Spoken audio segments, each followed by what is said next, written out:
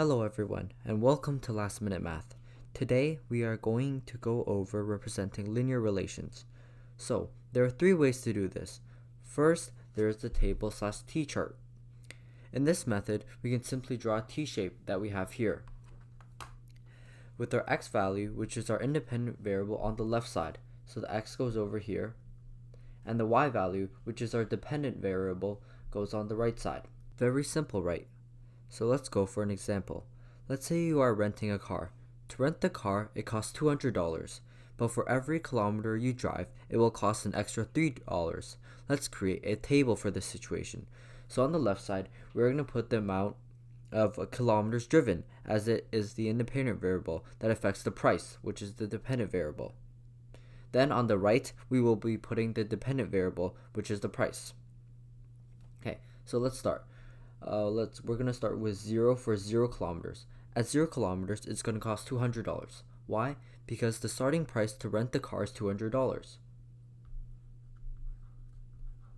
Next, let's do if you were to drive it for 1 kilometer. As every extra kilometer costs $3, it would be 200 plus $3, which would make it 203. Then we could do a so on after that. So let's go all the way to 4. So then at 2 kilometers, it would be $206, right? Because you add another $3.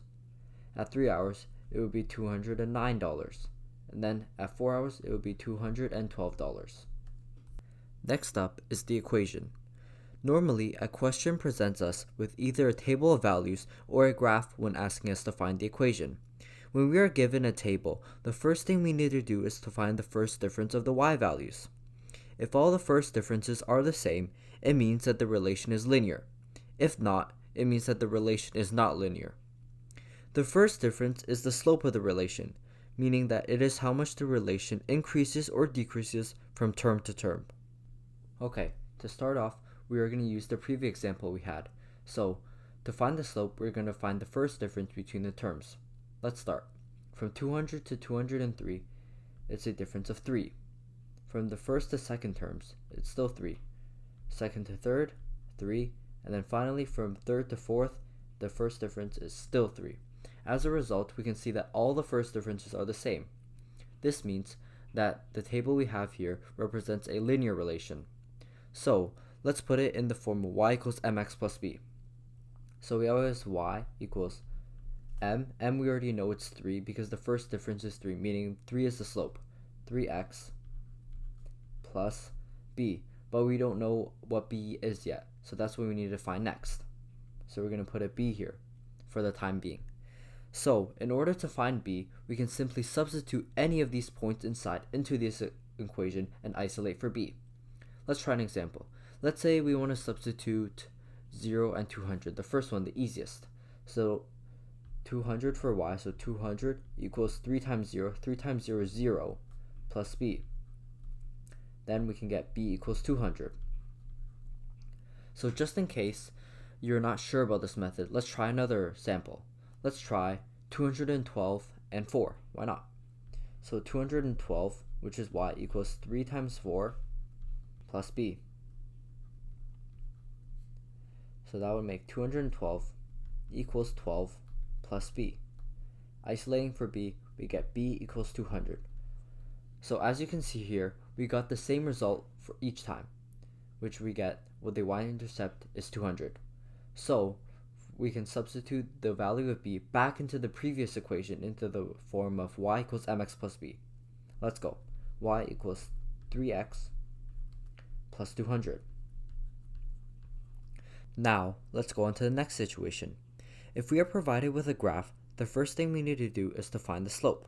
Sometimes, when the slope is obvious, like an integer, we can count how many times it rises or falls for every run, meaning how much the relation increases or decreases for every unit towards the right. If the slope is more complicated, we have to first find two distinct points, and then using the formula y2 minus y1 over x2 minus x1, by substituting the coordinates of the points we have found. So let's use our example to the right over here. So we have the points negative 4, 2, and 5 and 8. So let's use our equation. y2 minus y1 over x2 minus x1. So let's substitute our points inside. 8 minus 2 over 5 minus negative 4. Here we will get 6 over 5 minus negative 4 is 5 plus 4, 6 over 9. And at the end, by simplifying, we get 2 over 3. So that means we get the form y equals 2 over 3x plus b. Just like we did with the table and t-chart, we are now going to substitute any of these 2 points inside this current equation in order to isolate for b. So let's do this right now. So let's use 5, 8. Why not? 5 and 8. So 8 equals 2 over 3 times 5 plus b. Then we can get 8 equals 10 over 3 plus b. By moving 10 over 3 to the other side, we get b over 24 over 3, which is 8, minus 10 over 3. At the end, we get 14 over 3.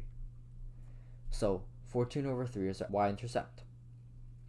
We can put our y-intercept back into the previous equation, getting us y equals 2 over 3x plus 14 over 3. The last situation for representing linear equations if we were to be asked for a graph. If we were given a table of values, it is simple.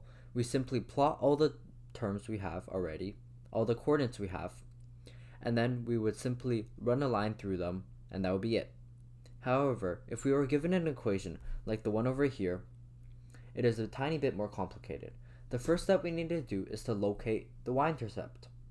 So the y-intercept we have here is 14 over 3. 14 over 3 can be simplified as a mixed number, as a mixed number fraction is 4 and 2 over 3, which I've already labeled here, 4 and 2 over 3, it's around there. The next thing we need to do, normally we would find 2 other points. So the first point we would simply get by substituting any value we want for x.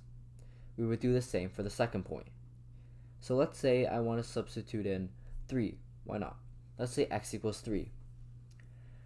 Then we would get y equals 2 over 3 times 3, which is 2. So y equals 2 plus 14 over 3.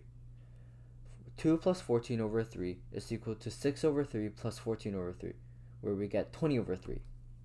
So when the x value is 3, the y value is 20 over 3. 20 over 3 is basically 6 and 2 over 3. So let's go there. 6, 2 over 3, right about there. Okay, so now for the next point. For our second point, maybe let's use negative 3. Why not? It's right on the other side of the y-axis. Okay, so let's say x is negative 3. 2 over 3 times negative 3, which simplifies to y equals negative 2 plus 14 over 3, which is equal to y equals negative 6 over 3 plus 14 over 3, where we get y equals 8 over 3. So when the x value of this relation is negative 3, the y value is 8 over 3. 8 over 3 is basically 2 and 2 over 3. So negative 3, 2 and 2 over 3, right here. Okay. So the final thing we need to do is simply connect these dots, and that's it. And we can go there, and then yeah, that's about it. So there we have y equals 2 over 3x plus 14 over 3. I really hoped you enjoyed this lesson today, and stay tuned for more lessons in the future. Thank you so much for watching. Don't forget to like, subscribe, and share this video to your friends who may need help.